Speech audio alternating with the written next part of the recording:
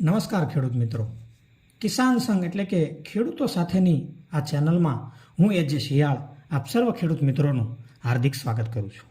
ખેડૂત મિત્રો, આજે આપણે વાત કરવાના છીએ કે 25થી 45 દિવસની જો મગફળી થઈ હોય તો એના અંદર કયું ખાતર વાપરવું તેમજ કેટલા પ્રમાણમાં એને વાપરવું તેની આપણે આ વિડીયોની અંદર ચર્ચા કરવાના છીએ. તેમજ જો કોઈ ખેડૂત મિત્રો ઓર્ગેનિક ખેતીની અંદર રસ ધરાવતા હોય અને જો એમણે ઓર્ગેનિક ખેતીથી મગફળીનું વાવેતર કરેલું હોય તો એવા ખેડૂતો માટે પણ એમને કયા ઓર્ગેનિક ખાતરો વાપરવા જોઈએ એની પણ આપણે આ વિડીયોની અંદર ચર્ચા કરવાના છીએ. તો એના માટે આ વિડીયોને અંત સુધી બન્યા રહેજો. તેમજ હજી સુધી આપ અમારી આ કિસાન સંઘ યુટ્યુબ ચેનલની અંદર જો નવા હો તો સૌથી પહેલાં અમારી આ કિસાન સંઘ યુટ્યુબ ચેનલને સબસ્ક્રાઈબ કરી લેજો, જેથી કરી અને અમારા અવનવા વિડીયો આપ પોતાની સ્ક્રીન પર જોઈ શકો. તો ખેડૂત મિત્રો, મગફળી પાકની અંદર જો તમારે સારામાં સારું ઉત્પાદન લેવું હોય તેમજ વધારે ઉત્પાદન લેવું હોય તો એ સંપૂર્ણ આધાર એ તમારી માવજત ઉપર છે. તમે કેવા પ્રકારની માવજત કરો છો તેમજ આપ એટલું સમજી લો કે પાકને કયા સ્ટેજે એટલે કે કઈ અવસ્થાએ કયું ખાતર આપવું જોઈએ અને એને કેટલા પ્રમાણમાં આપવું જોઈએ. જો એટલું આપણે સમજી લઈએ તો એક સારામાં સારું ઉત્પાદન લઈ શકીએ છીએ. ખાસ કરીને પાકને 3 અવસ્થાએ વધારે ખોરાકની જરૂરિયાત ઊભી થતી હોય છે, જે આપણે દાણાદાર અથવા તો પ્રવાહી સ્વરૂપમાં એ ખાતર આપી અને ખોરાકની પૂર્તિ કરતા હોઈએ છીએ. ખાસ કરી અને પ્રથમ તબક્કો એટલે કે જ્યારે પાકનો વૃદ્ધિ અને વિકાસની જ્યારે અવસ્થા હોય ત્યારે એને ખાસ કરી અને વધારે ખોરાકની જરૂરિયાત ઊભી થતી હોય છે. તેમજ જ્યારે એની ફ્લાવરિંગની એટલે કે એના જ્યારે ફૂલો બેસવાની જ્યારે ફૂટની અવસ્થા હોય ત્યારે ખાસ કરી અને એને વધારે ખોરાકની જરૂર પડતી હોય છે. તેમજ એ ફ્લાવરિંગ બેસી ગયા બાદ જ્યારે એમાં ફળ બેસવાની અવસ્થા આવે ત્યારે ખાસ કરી અને પાકને ખોરાકની જરૂરિયાત ઊભી થતી હોય છે.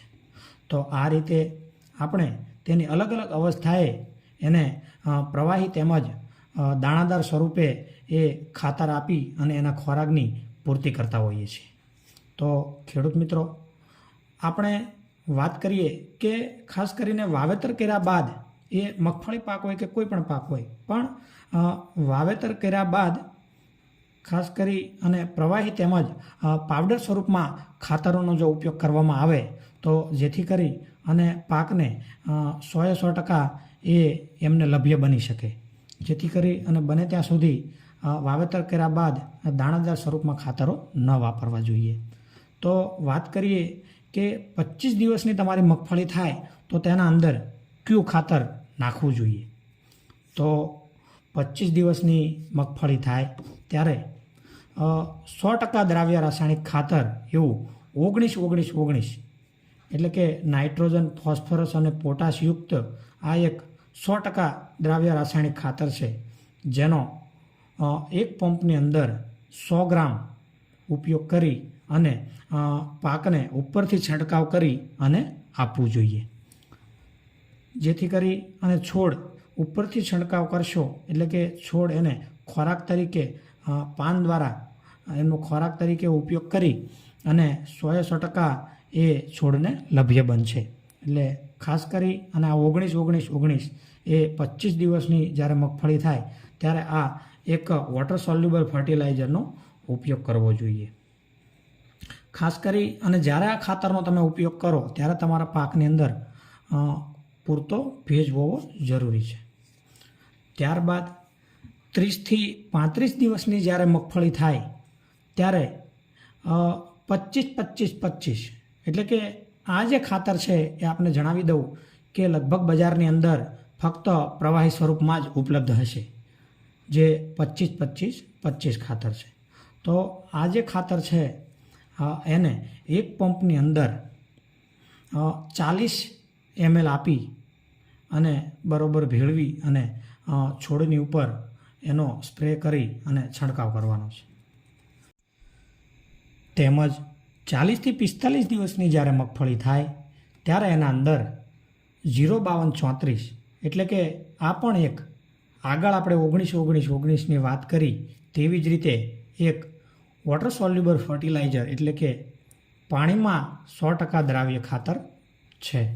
તો આ 05234 એ જ્યારે 40થી 45 દિવસની મગફળી થાય ત્યારે તેના અંદર પ્રતિ પંપની અંદર 100 ગ્રામ ભેળવી અને પાકની ઉપરથી છંટકાવ કરીને આપવું જોઈએ. તો 40થી 45 દિવસની જ્યારે મગફળી થાય ત્યારે આ ખાતર એ પાકની વૃદ્ધિ અને વિકાસની અંદર ખૂબ જ મહત્ત્વનો ભાગ ભજવે છે. તો આગળ વાત કરીએ કે જો ખેડૂત મિત્રો તમે પાયાના ખાતરમાં પોટાશ આપવાનું ભૂલી ગયા હો તો મગફળી 45 દિવસની થાય તે પહેલાં એટલે કે છેલ્લી બેલી જ્યારે તમારે હાંકવાની હોય ત્યારે 8થી 10 કિલો પ્રતિ વીઘાની અંદર પોટાશ આપવું જોઈએ એટલે કે MOP મ્યુરેટ ઓફ પોટાશ. જો તમે પાયાના ખાતરની અંદર પોટાશ ન આપ્યું હોય તો આગળ વાત કરીએ કે જીપ્સમની. તો જીપ્સમની અંદર ખેડૂત મિત્રો કેલ્શિયમ અને સલ્ફર આવતું હોય છે. જેણે પોટાશ નથી આપ્યું અથવા તો આપ્યું છે પણ કેલ્શિયમ અને સલ્ફરનો જ અમને સ્ત્રોત જોતો હોય તો એવા ખેડૂત મિત્રોએ પ્રતિ વીઘાની અંદર 50 કિલો એટલે કે બજારની અંદર 50 કિલોની બેગ સ્વરૂપે તમને મળી જશે. એટલે કે એક વીઘાની અંદર 50 કિલો તેને આપવું જોઈએ. તેમજ એટલું ધ્યાન રાખવું કે સારી ક્વોલિટીનો તેમજ સારા ગ્રેડનો ખાતરનો ઉપયોગ કરવો જોઈએ. તો આ આપણે વાત કરી ખેડૂત મિત્રો કે 25થી 45 દિવસની જે તમારી મગફળી છે એના અંદર કઈ કઈ રાસાયણિક ખાતરોના ઉપયોગ કરી શકાય તેમજ કેટલા પ્રમાણમાં કરી શકાય. હવે જે ખેડૂત મિત્રો ઓર્ગેનિક ખેતી કરતા હોય એવા ખેડૂત મિત્રોને જો કયા કયા ઓર્ગેનિક ખાતરો વાપરવા જોઈએ તેની આપણે વાત કરીએ તો સૌથી પહેલું છે રાઇઝોબિયમ. તો ઓર્ગેનિક નાઇટ્રોજનના સ્ત્રોત માટે રાઇઝોબિયમ બેક્ટેરિયાનો ઉપયોગ કરવો જોઈએ. માર્કેટમાંથી રાઇઝોબિયમની બોટલો મળશે જેને આપવાથી બેક્ટેરિયા હવામાંથી નાઇટ્રોજન લઈ છોડમાં એનું સ્થિરીકરણ કરે છે. આપ સૌ જાણો છો કે મગફળીના છોડની અંદર જે મગફળીની મૂળની જે દંડિકાઓ હોય છે એ દંડિકાની અંદર રાઇઝોબિયમ બેક્ટેરિયા હોય છે જે વાતાવરણમાંનો જે નાઇટ્રોજન હોય એ નાઇટ્રોજનનું સ્થિરીકરણ કરી અને એ છોડને નાઇટ્રોજન પૂરો પાડતું હોય છે. તો આ વાત થઈ રાઇઝોબિયમ બેક્ટેરિયાની. તેમજ આગળ વાત કરીએ ફોસ્ફેટ બેક્ટેરિયાની એટલે કે ઓર્ગેનિક ફોસ્ફરસ માટે PHB જેને કહેવામાં આવે છે એટલે કે ફોસ્ફેટ સોલ્યુબલ બેક્ટેરિયા એટલે કે ફોસ્ફેટ દ્રાવ્ય બેક્ટેરિયા. તો આનો પણ ઉપયોગ કરવો જોઈએ. તો જમીનની તો આ ફોસ્ફેટ બેક્ટેરિયા છે એ શું કામ કરે છે તેની વાત કરીએ તો એ જમીનમાં રહેલા જે અદ્રાવ્ય ફોસ્ફરસ હોય એને દ્રાવ્ય સ્વરૂપમાં લાવવાનું કામ કરે છે અને છોડને લભ્ય બનાવવાનું કામ કરે છે. જે રાઇઝોબિયમના બેક્ટેરિયાની આપણે વાત કરી તો એ રાઇઝોબિયમના જે બેક્ટેરિયા છે એ હવામાંનો નાઇટ્રોજન સ્થિરીકરણ કરી અને છોડને લભ્ય બનાવે છે. તેમજ આ જે ફોસ્ફરસના બેક્ટેરિયા જે છે એ ખાસ કરી અને જે આપણે દાણાદાર સ્વરૂપે જે ખાતર આપ્યા છે જે ફોસ્ફરસ આપ્યું છે એ ફોસ્ફરસ બધું છોડ ઉપાડતું નથી. એટલે કે જે અસુષુપ્ત અવસ્થામાં જે જકડાઈ ગયેલી અવસ્થામાં જે ફોસ્ફરસ તમારી જમીનની અંદર પડ્યું છે એને લભ્ય બનાવવાનું કામ એ આ બેક્ટેરિયા કરશે. તો આ રીતે ખેડૂત મિત્રો તમારા મગફળી પાકની અંદર 25થી 45 દિવસની જો મગફળી થઈ હોય તો તેનું જણાવ્યા મુજબ ખાતરોનો અને જણાવ્યા મુજબ પ્રમાણનો જો ઉપયોગ કરશો તો સારામાં સારું ઉત્પાદન તમે તમારા મગફળી પાકની અંદર લઈ શકશો.